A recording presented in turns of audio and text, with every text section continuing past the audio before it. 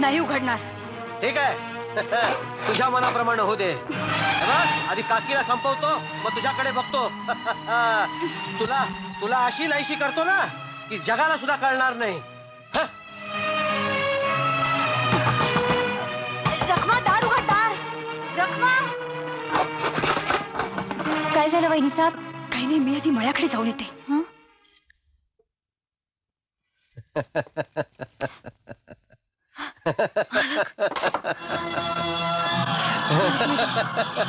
मालक पुढे नका येऊ. मालक मालक नका.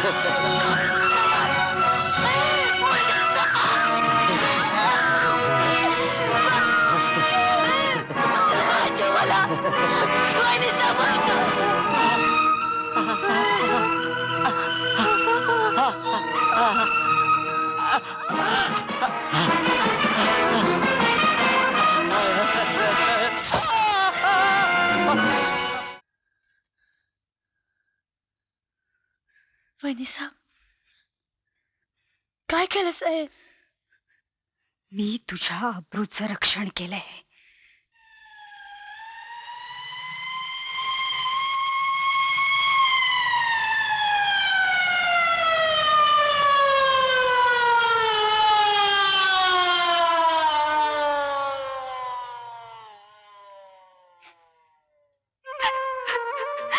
मी म्हणते तिला शिक्षा झालीच कशी?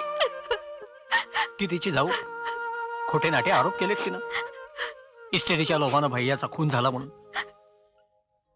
आणि मुक्तानं गुन्हा कबूल केला. आपण खोटं येते. पण कायद्यापुढे कुणाचं काही चालतं का? आई अंबाबाई सत्व परीक्षा घेते.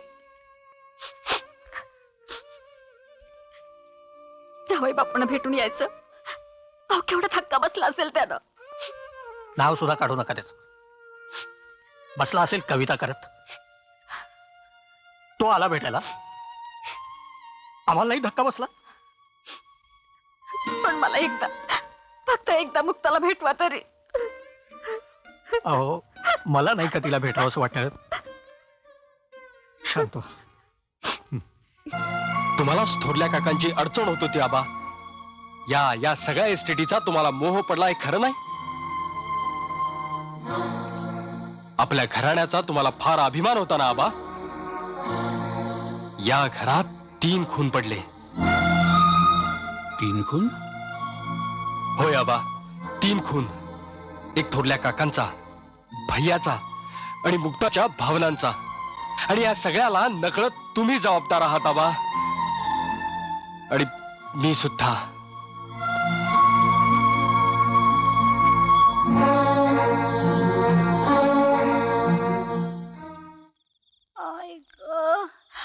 आई ग, देवा देवा, मरते मी आता. आई. काय होतंय चंद्रिकाबाई? डोकं फुटणार आहे हो माझं आता. आई ग, हे देवा. आई. अहो ताप आलाय तुम्हाला खूप. थांबा, मी बोलवते कोणाला तरी. अहो अहो बाई, काय काय कटकट आहे? निसा की आता गप. नाही, चंद्रिकाबाईंना खूप ताप आलाय. डॉक्टरना बोलवा ना प्लीज, नाहीतर मॅडमना तरी कळवा.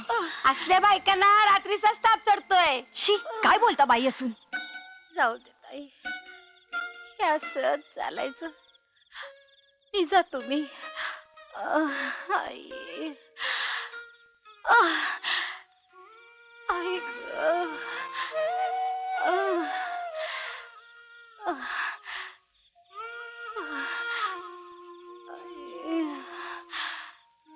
आई ग. आई.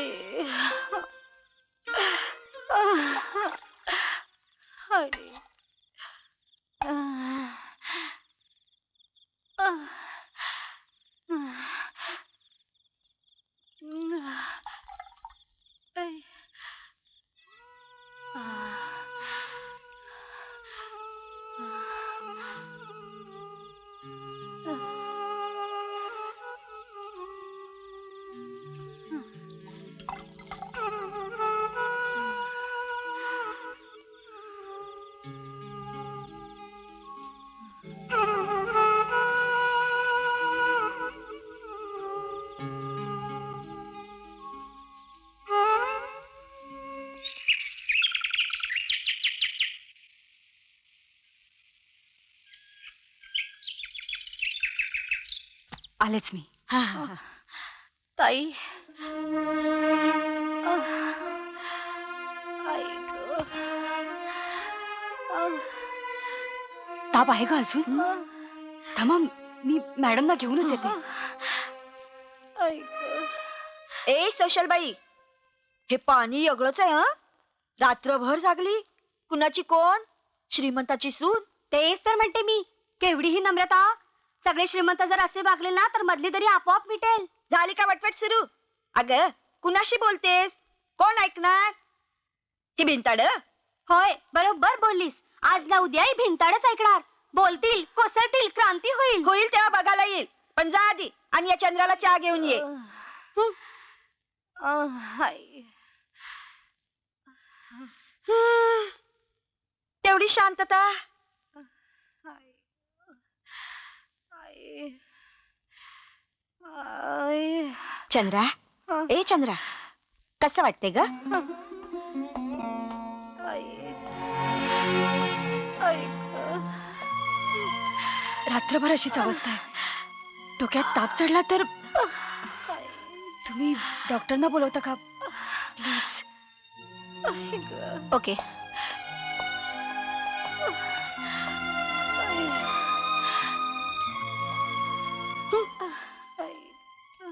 यापूर्वी मी एकदा धरणं धरलं होतं की आम्हाला एक लेडी डॉक्टर पाहिजेत म्हणून. आम्ही माणसं नाहीत, आम्ही आजारी पडू शकत नाही.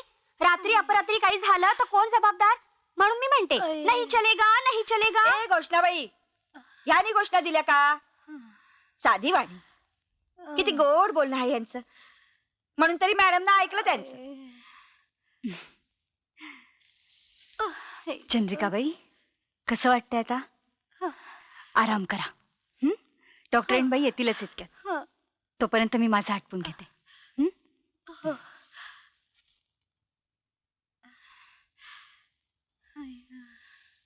चंद्रिका बाई, असं कोणी म्हणलं होतं का तुला?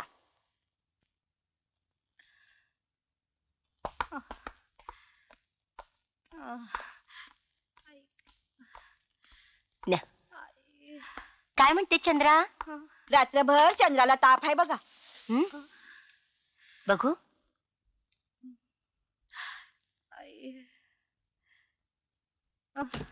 गोळ्या दिलेल्या आहेत, वेळच्या वेळी घे. हं? मुख्य म्हणजे विश्रांती घे.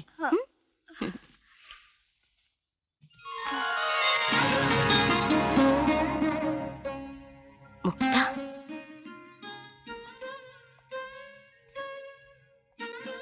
पेपर मध्ये वाचलं होतं मी. वाचून खूप वाईट वाटलं मला. काकीनं छळणाऱ्या भैयाचा तुला किती राग होता याची कल्पना आहे मला. पण तरी तू कायदा हातात नको होतास घ्यायला. कायदा, कायद्याच्या आधारे भैयाला शिक्षा झाली असती डॉक्टर. पण कमळीचं काय? तिच्या अब्रूची लक्तरच झाली असती ना. आणि आणि हे सगळं उघड्या डोळ्यांनी कसं बघणार होते मी? शिवाय हा गुन्हा मी कबूलही केलाय आणि ही शिक्षा आनंदाने भोगते मी. खरंच मुक्ता, इतक्या लहान वयात इतका समजूतदारपणा कुठून मिळवलास? कधी काकींसाठी तर कधी कमळीसाठी स्वतःचा जीव तू नेहमीच धोक्यात घालत आलीस. खरंच मुग्धा, यू आर ग्रेट.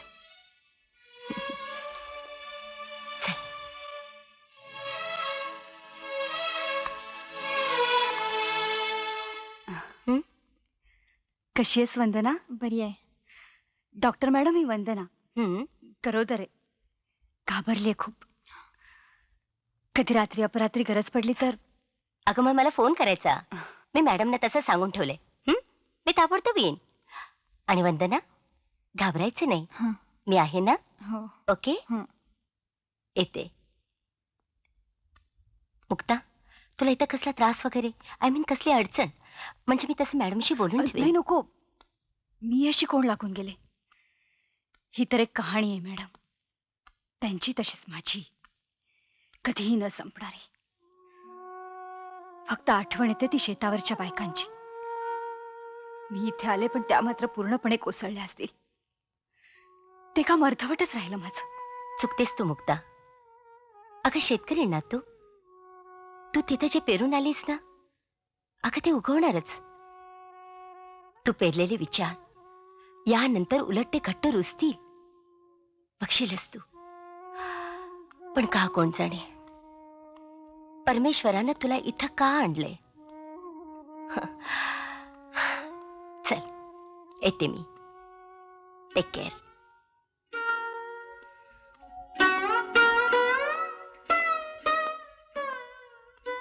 पण का कोण जाणे, परमेश्वरानं तुला इथं का आणलंय?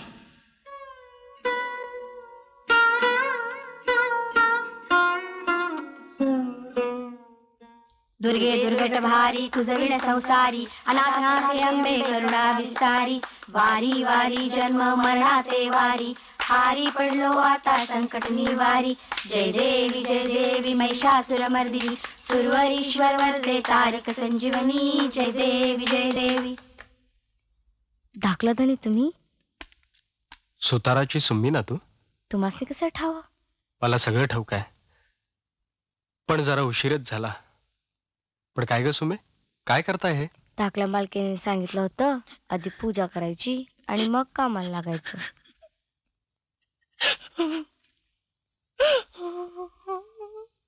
काय कमळाताई, कशा आहात? धाकलं धनी, अहो हे काय करताय? माझ्यामुळे धाकलं बहिणी भासने वनवास घडला बघा.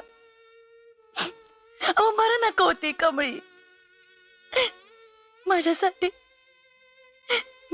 खून पडावा. अहो फुलपाखराला बी न दुखवणारी देवी ती. आणि आज तुरुंगात. अहो तरी बी मी कोर्टात वरडून सांगत होतो मला फाशी द्या, मला फाशी द्या. अहो पण कोण ऐकणार हो आमच्या गरीबाचं? मोगरीच्या फुलांनी मांडव गच्च भरलाय बघा. पण कुणासाठी काढू हो फुलं? कुणासाठी? आणि सुमी बघा, देशभर पाखरवानी बिरबिर नजरेनं वाट बघते मालकिनीची.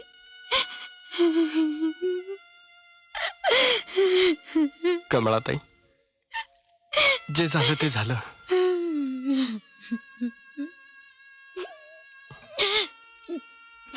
काकी कुठे दिसत नाहीत? त्या आंब्याखाली आहे ती. कुणाशी हसत नाही, खात नाहीत. त्या बी अशाच एकल्या बसलेल्या असतात.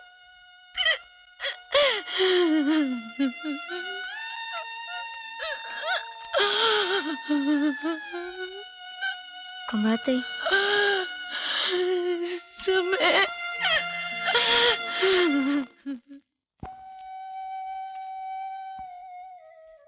काकी, हं? काकी मी आलोय. मी तुमचा रवी बाळ. होय. काकी माफ करा मला, तुम्हाला आकाराने हे सगळं सोसावं लागलं.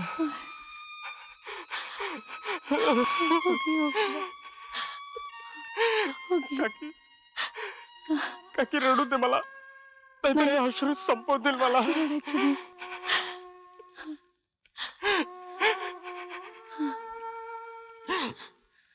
नाही बाळ, असं नाही करायचं. आता तू आलायस, आता सगळा पसारावर. मुक्ता गेल्यापासून सगळं कसं परका झालंय रे. काकी आता घरी चला, तुमच्या घरी. आता मी आहे, मी सांभाळीन तुम्हाला. पण भाऊजी, ते मी बघेन. बंगला कसा भकास झालाय, मुक्ता तोपर्यंत मला हे सगळं सांभाळायचं आहे. चला काकी. चल.